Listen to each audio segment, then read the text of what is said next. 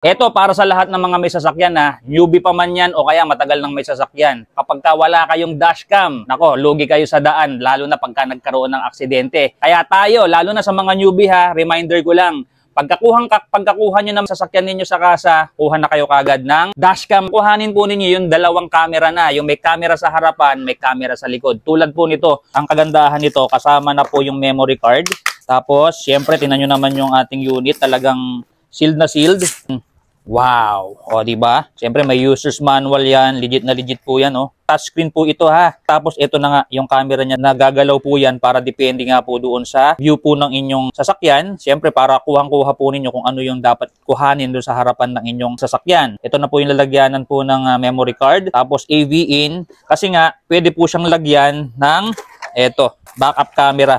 Ayan, ito po yung backup camera niya. Mahaba po yan. So, syempre, kailangan ipa-install nyo po ito sa marunong mag-install ng dashcam. So, ito po dito yan. Tapos ito, i-connect doon sa positive ng inyong sasakyan para gumana po itong back camera. Syempre, ito po, sinasaksak po ito sa cigarette lighter port po ng inyong sasakyan. So, tapos ito, mayroon po itong mga rubber fittings.